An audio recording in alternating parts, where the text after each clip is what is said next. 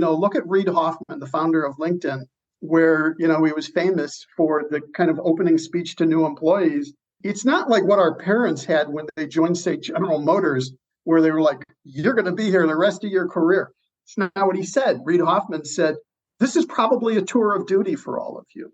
We know you're going to have long careers and different things, and we're not going to presume LinkedIn is the only place you're going to work. And so now, if we're into that context, let's go make this great for both of us. It's such a radical shift, and there's nothing wrong with it. And I think we need to get that context embedded into ourselves to understand how valuable we are for one team or another team.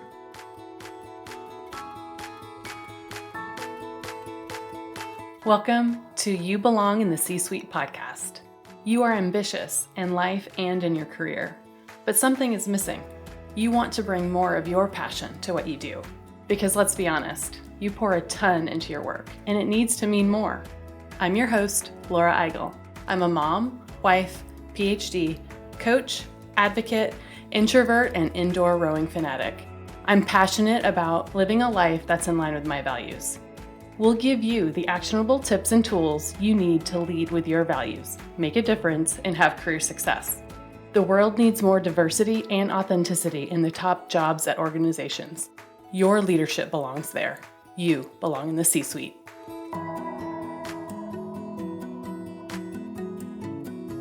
What is your team culture like? What is your leadership style? How do you make decisions?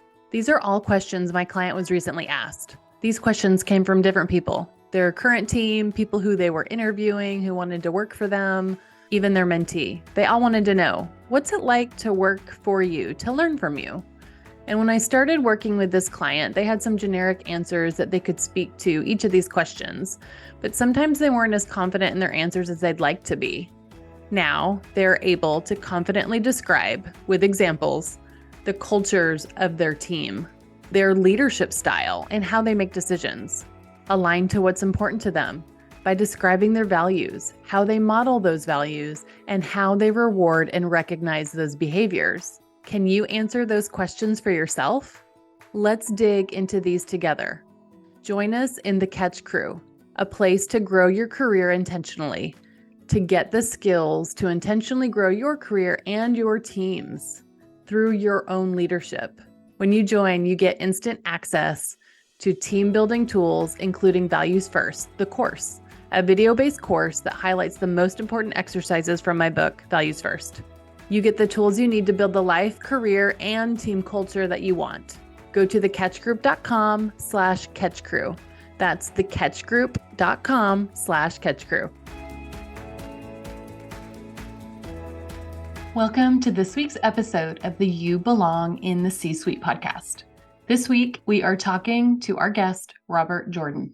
Robert is the CEO of Interim Execs, which matches top executives with companies around the world. Based on research with thousands of leaders and companies, he and Olivia Wagner wrote, Right Leader, Right Time, Discover Your Leadership Style for a Winning Career and Company, and have launched the FABS Leadership Assessment, a free assessment at rightleader.com designed to help leaders and organizations perform better. Jordan also authored How They Did It, Billion-Dollar Insights from the Heart of America, and helped publish Start With No, Jim Camp's bestseller on negotiation. I'm talking with Robert today on how leaders in corporate can not only stay afloat, but also thrive in periods of internal and external stability. In this episode, we cover a lot, including, what's the first thing leaders need to think about as they're leading through this type of complexity? We talked about things like changes in leadership, reorgs, new managers, all the things. And we talked about 4 types of leadership and how to know which one you are to thrive at work. We also talked about, most importantly, what to do next with that information. Robert gave a ton of examples from interviews of executives from the book, Right Leader, Right Time.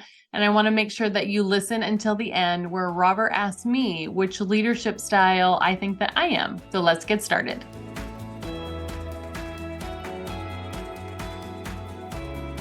Well, I want to welcome you to the You Belong in the C-Suite podcast. Thank you so much for joining us today. Thanks, Laura. It's a pleasure to be with you. Before we get started and then get into our topic, I'd love it if I could hear a little bit more about your life and career story. Do we have a guitar to accompany or banjo, or am I just going to have to do this cold?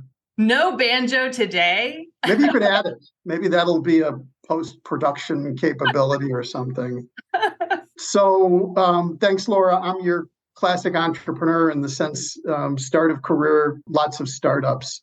The big thing I did early on, I dropped out of graduate school to start the first magazine that covered online and internet. And dropping out of a good school, I was at Kellogg, was not at that point looked upon favorably. I think a lot of students thought I was nuts. And I was only 5 years too early. The World Wide Web had not yet come around. There were commercial online services. Anyway, so I launched a publishing company.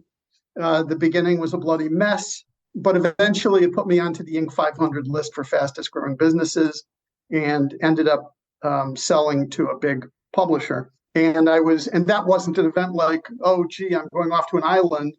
It was more like, what am I going to do with the rest of my life? And you know that Zen expression, when the student is ready, the teacher will appear. Mm-hmm. So fortuitously, by chance, coincidentally, whatever you want to call it, I was at a conference, and the online world was a very small community pre-World Wide Web. Basically like one meeting a year for anyone who was in online services. And I had met a guy over the years, and it was a little strange. Every time I saw him, he had a different business card. And so he's coming up to me and he's about to hand me a new card. I'm like, dude, can't you hold down a job? And he said, no, you don't get it. We were in Silicon Valley at the time. And he said, the VC, the venture capitalist, they're not going to give a rookie engineer a big check. And just that was it. And he said he had a team and he would parachute in with the money. That just blew my mind that was something that was possible. And he had this weird title. He was an interim CEO. Then he handed me the new card. The new card said CEO of Yahoo. Now that made a deep impression on me because in the industry, we knew Yahoo was going to go public on zero revenue, not zero earnings.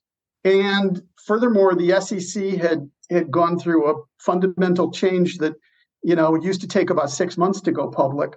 And here all of these directories, online directories, were racing within 30 days.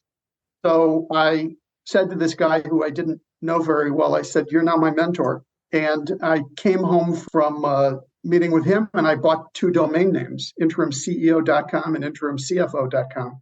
And I hung out a shingle and started doing project-based leadership roles like him for early stage tech companies, and did that for a bunch of years. So then, social networks came around, Mm-hmm. and I realized, even when I bring a team in, I'm only one person. Yeah. And I wonder how many people in the world are like me and Philip, my mentor. And so we formed kind of a social network for people around the world who were doing, whether you want to call it interim or contract or fractional leadership roles. That morphed into what I still do today, which is called Interim Execs. So I'm one of the partners there, and Interim Execs is a global matchmaker between organizations that show up that have a leadership need, project-based, and this incredible pool of very talented executives. I love that story, and thank you so much for sharing it. I think you're the right person to talk about what we're going to talk about today, and I'd love to dig into this idea of, like you said, people are like, their companies are growing and there's lots happening out in the world. I don't know. There's a couple of things happening. Like we're just out of a pandemic. There might be some inflation, a recession. There's lots, you mentioned tech. If you've been in the news at all or have seen anything on LinkedIn, all of the layoffs that have been happening, especially in tech. And it just feels like a lot of instability. And so as throughout your career, I'm sure you have been on both sides of it, been the interim in all these companies that have instability, whether internal or external, or been pairing, executives to companies that are in these spots, right? And so I would love to talk a bit today about like, how do leaders in these companies, or if you're looking for your next company, like how do we show up for our teams, for the companies, to, thrive in some of these periods of internal or external stability. In my corporate career, I just remember corporate instability as like, okay, we're going through another reduction in force, or there's going to be an org change, right?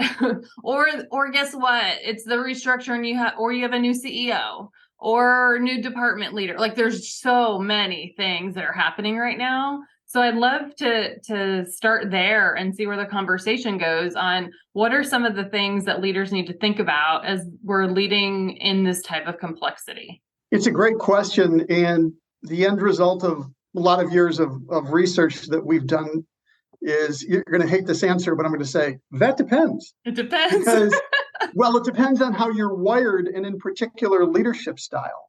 Yeah.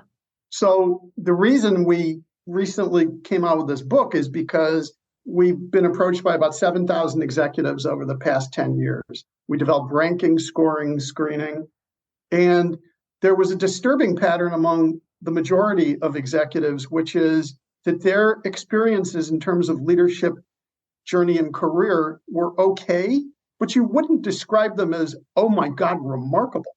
And then this flip side, there is this top 3, 4, 5% where they're remarkable. They're exceptional leaders. So we saw this pattern among the majority that I could sum up by saying, attempting to be all things to all people. It never works. We say it, but a lot of people actually do it, maybe unbeknownst to themselves. Not enough self-awareness. Flip side with exceptional leaders is we saw 4 distinct leadership styles that each produced excellent results. But these people were not trying to be all things to all people, and they tended to have a dominant trait or style. And we gave them 4 labels: fixer, artist, builder, and strategist. And so the first thing I would say in terms of anybody navigating career and workplace right now is, well, what's your style? Because depending upon how you answer that, then I'm going to tell you a different kind of answer in terms of, we used a phrase in the book, highest and best use. And it is different based on how you are wired. And your highest and best use, Laura, is going to be different from mine. Yeah. And I feel like a lot of the people that I'm coaching now, where they are their best, their companies are not. And so there's this misalignment. Do you find the same? Yes. We interviewed a lot of leaders for the book. We also interviewed a number of organizational psychologists with the basic question, are we crazy? Do you think that this is a model that could prove out? And so, we were getting a lot of feedback that in fact, this could be a valid model, and that it would prove out in terms of that these differences mattered. And yet it doesn't mean, and we can each have incredible success, but in very different ways. So tell me more about the 4 types in a nutshell: fixer, artist, builder, and strategist. Fixer is the energy that runs into the burning building. We mean something very specific here, though. It's this leadership wiring that goes into the burning building time after time. See, all of us in our roles are called upon to solve problems. We get that. That's just a necessary, among the toolbox, all the skills you bring to your role. Of course, you have to solve problems. The wiring with fixer, though, is interesting because it's like an adrenaline fix. It's that you have to keep doing that. And the career progression is different. The fixer leader tends to be somebody where early in career, really bright, kind of undifferentiated, and somebody over them said, let's throw Laura at this problem no one else has solved. It's in another country. It's in another division. It's with a client you didn't have, but it's almost intractable. It's almost like no one else could figure it out. And you go in, Laura goes in, and it takes a year or 2 years or 6 months, whatever it is, but you crush it and you are hooked. You are hooked. There's something in you which says that normal steady state business is not going to suffice anymore. We had an inkling of fixer because we had done another book before this called How They Did a series of interviews with champion company founders. And one of the founders we interviewed, he said in the middle of the interview, apropos of nothing, he said, if I put a fixer into one of my companies and it's not broken, he'll break it just so he can fix it. And that stuck with us, why is that? But it was true. So that's a little bit about fixer. I love those as in terms of like, those are the people that like you send in for the turnaround, right? And you expect those results and then they need another thing. They have to rotate off once it's solved. Yeah. Right. Okay. Yeah. Yeah. Heaven help you if you leave the fixer in once everything is back up humming smoothly. Okay. What about the artist? Artist is the energy and the leadership style that sees the world as a blank canvas or a piece of clay to be molded. The standout example in the world today, as you and I are recording this, Laura, is Elon Musk. But you can look historically at leaders who are wired for innovation like Steve Jobs and Thomas Edison. They cannot help but create.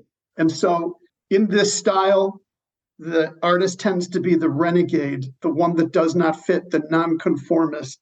It can be to your peril if you're a wired artist, but you have to do this. One of the leaders we interviewed for the book was a lieutenant to Andy Grove. Andy Grove, arguably the greatest CEO Intel has ever had, or at least up to this point. And Andy described this lieutenant as his wild duck. You have to picture here, he's got all these brilliant engineers running things and, this mission, how do you cram more transistors onto a circuit board? And it's just very kind of regimented. And he needed an oddball. And so this lieutenant was wired for such innovation and creativity. And Andy said, you need that, even though it's kind of disagreeable. And that was the lieutenant who set up Intel Capital. Kind of how do you get out of your left brain and into some completely creative other mode? Does that help with artists? It does. I really like those examples. What about builder then? Builder is the energy. Everyone's a builder. Everyone's like, of course I'm a builder. We get that. We mean something specific though, which is this is the leadership style that takes the nascent or the small team project, product, service, set of clients, division, and is driven for market domination and for scale. What you will tend to see among builder leaders is that once they achieve that scale, not so interesting anymore. For example, you will see someone that has an IPO rotate off. Now they're the chairman. Now they're going to go back and do something else. Same is true in large corporations where someone just feels they're needed more with the smaller team. Sometimes it's really world domination. A lot of times it's not. I've spent a bunch of time in Boston, and there is a phenomenal bakery in Boston. Recommend it to everybody there. And it's not only what I think is the best, but they're dominant. They have great locations in Boston and the suburbs. I don't think they're ever coming to my hometown of Chicago. I'm not sure they're going anywhere else, but I'm telling you, at the heart of that bakery, there's a builder. Okay. They had market domination on the brain. Okay. That's so interesting. I like it. And why do you think so many people resonate with the idea of being a builder? It's a very positive trait. And, we got to be really clear here. We're not trying to pigeonhole any leader to say, you are just this one thing. We are all combination of all of these abilities we bring to bear to be excellent in our work. The thing we liken it to is like DNA. We are all composed of just 4 nucleotides. That's it.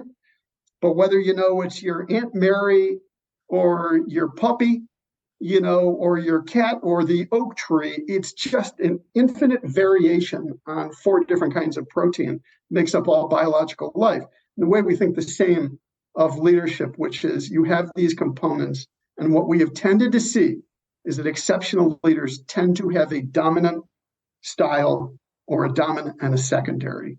Got it. But in no case would an exceptional leader really have a claim to say, I can do everything equally well. So to round it out, talk to me a bit about the strategist.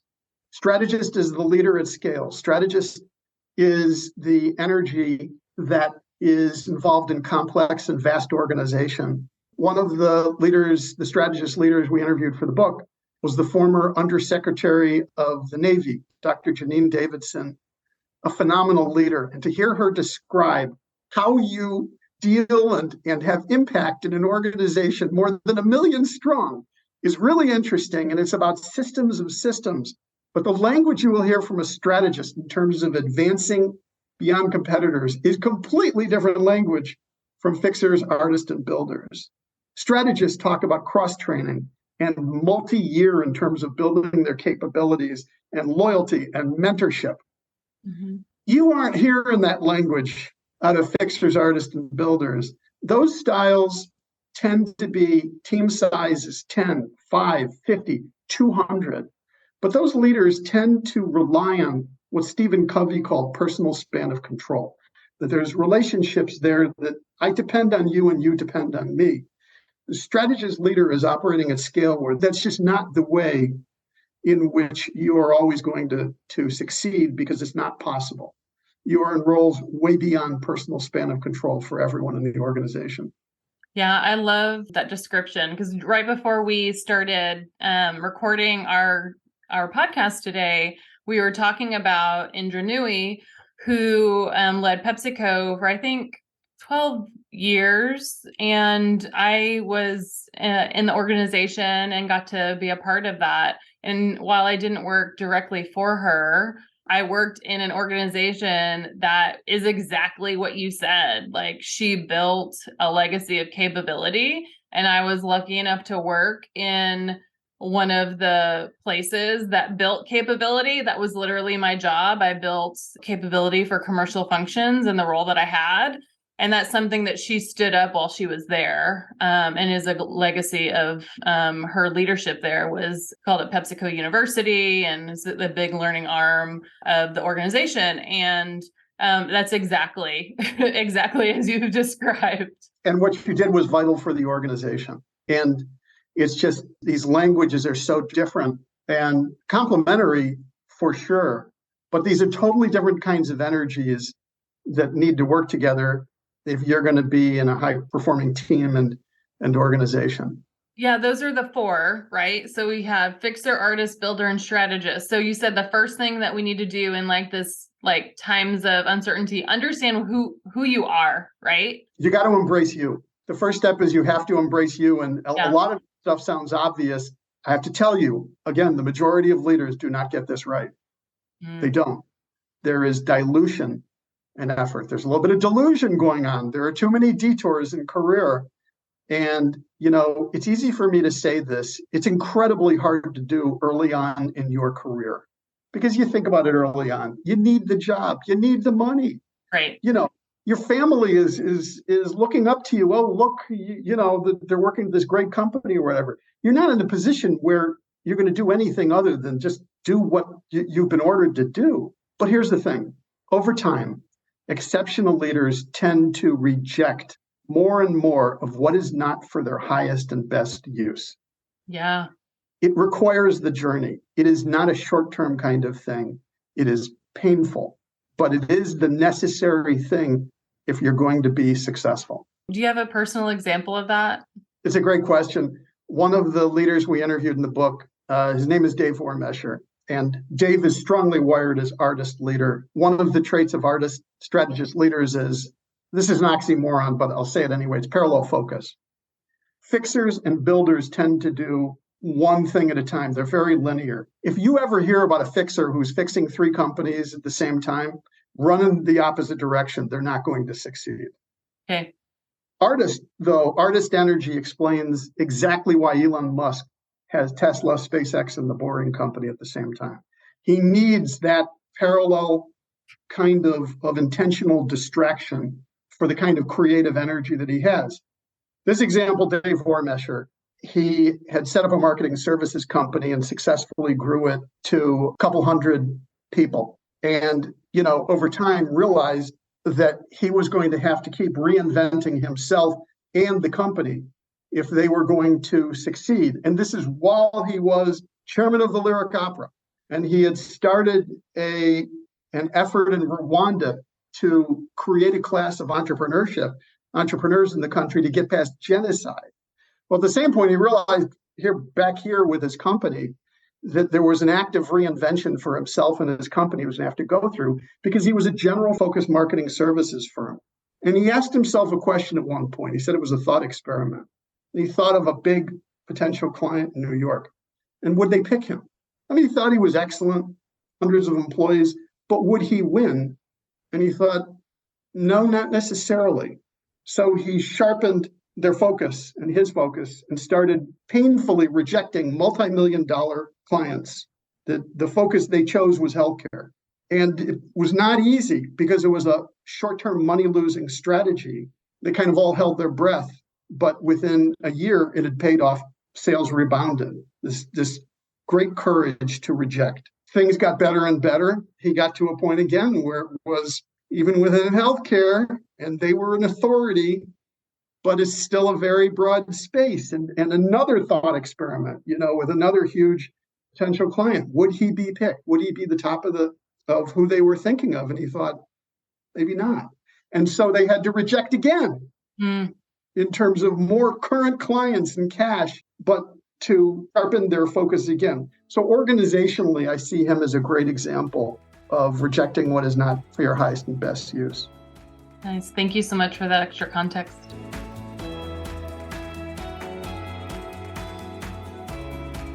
Are you in a new role or transitioning to a new role soon?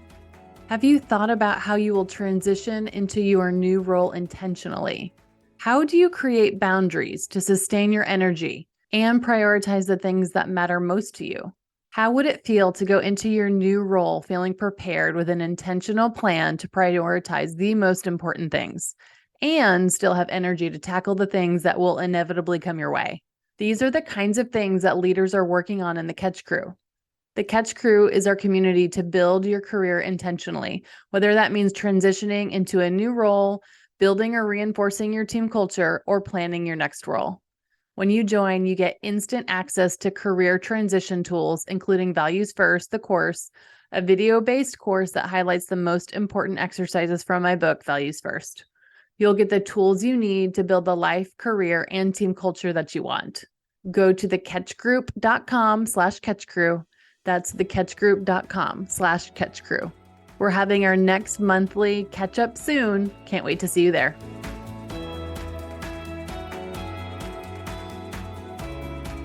So after you kind of know where you are in one of these, what's the next thing to do to be able to actually make the progress? What if you find that, I'm a strategist, but I'm not in the place, or I'm a builder, but I'm not in a place to build? Like, I feel like there's a lot of places that you could find yourself in misalignment. Yeah, one of the organizational psychologists we talked to, he cited a Gallup study that said 90% of leaders are in the wrong role, which kind of blew me away hearing that. And my take on this is the first thing is have an authentic conversation. Because if you and I, Laura, are on a team together, the way that team is going to do better is that the more you know how I am wired and how best I should be used, the more I know about you, how you should best be used and what you love and what you hate. Why would I put you on the things you're not great at or that you dislike? And that requires, as Brene Brown would say, vulnerability. And that's what we need to get to for higher performing teams. Authenticity is a word that's tossed around too much. But there are these examples we all have where we cannot help but be authentic. And the two that, always come to mind for me, one is nature. We each have this interaction, this experience with nature, whatever that means to you. It's walking through a forest, whatever it is, that there's no cover between it. You have this feeling, this thing that is true for you. And the other is music.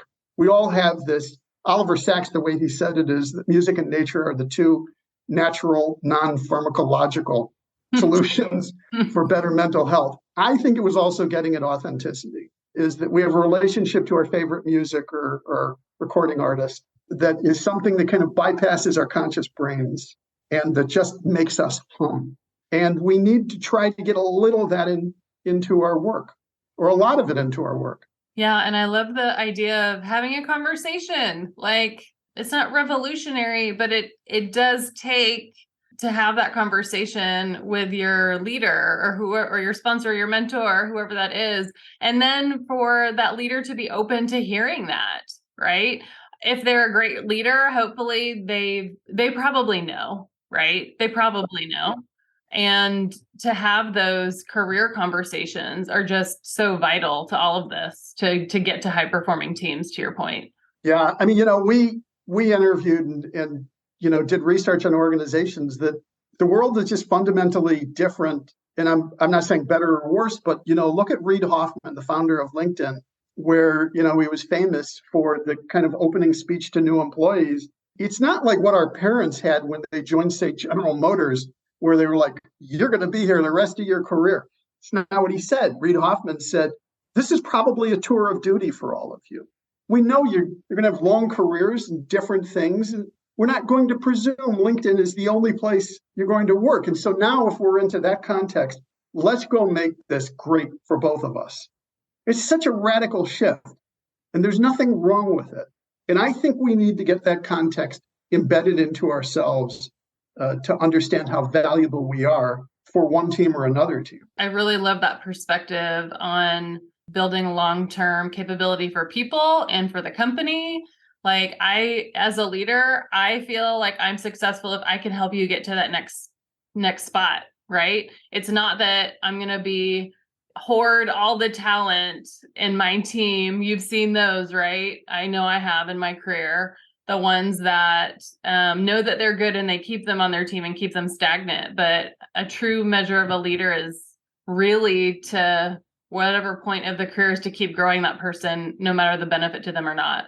You're 100% right. The radical example, we interviewed fairly senior manager at Google who had a couple hundred employees and a couple hundred contractors on his team, which is big for Google.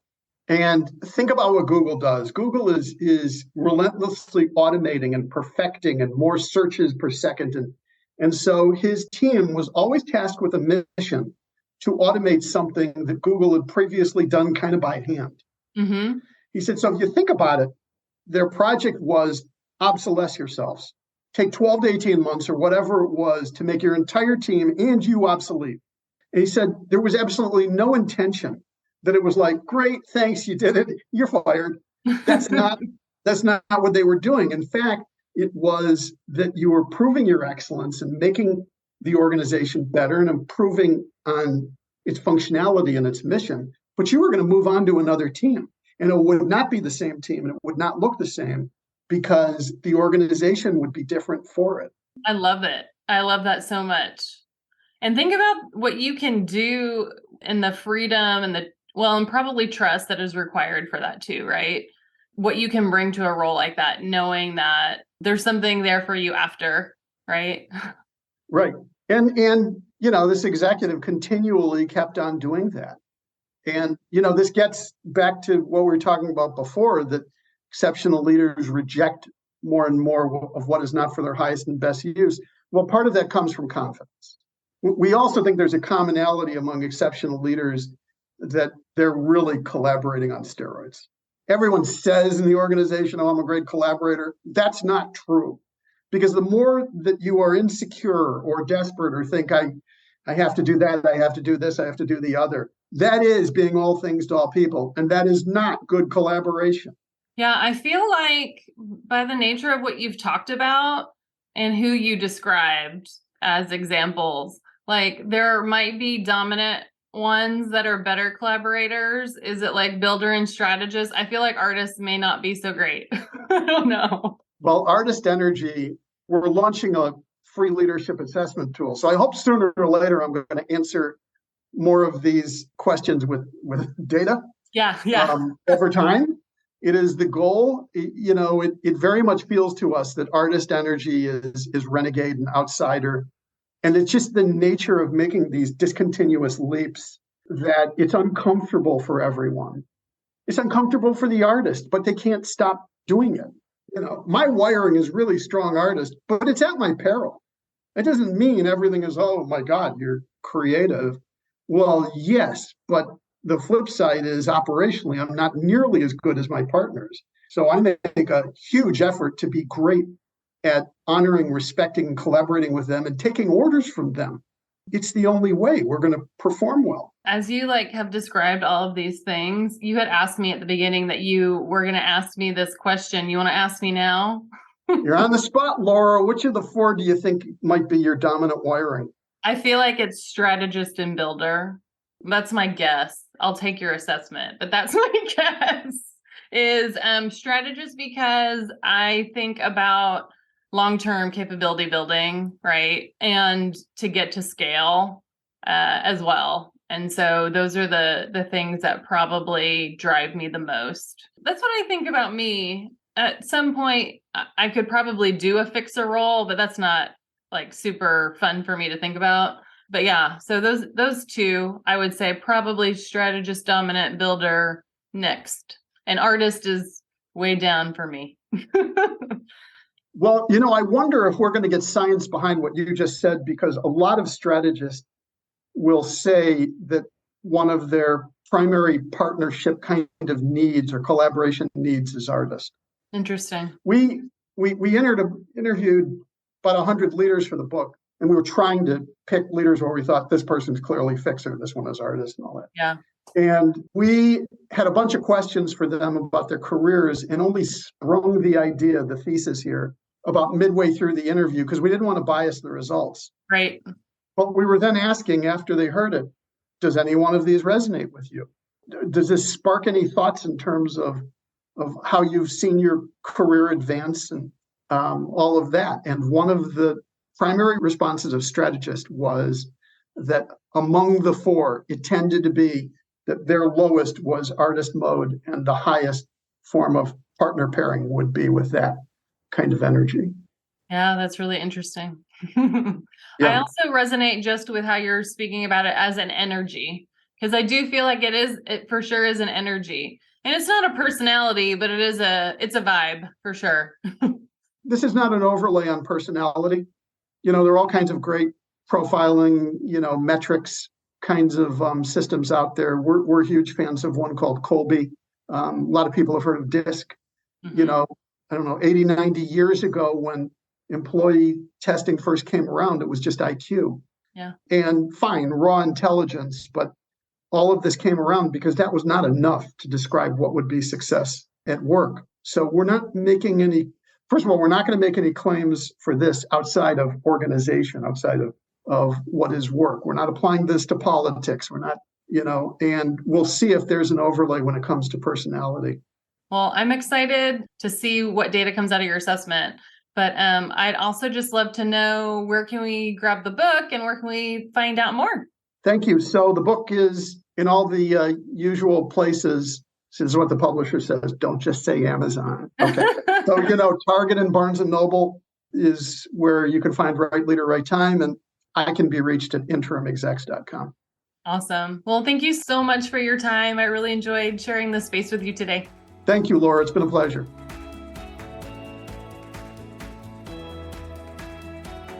I want to thank you so much for listening to the You Belong in the C-Suite podcast. If you are enjoying this content, please remember to rate and review on Apple Podcasts. By leaving a review, you are helping others find this content. We will be featuring 5-star reviews on air in upcoming episodes. Editing and support for the podcast is done by S&E Podcast Management. To get more tips and tools to help you live a life guided by your values, go to thecatchgroup.com. Keep your boundaries and take care.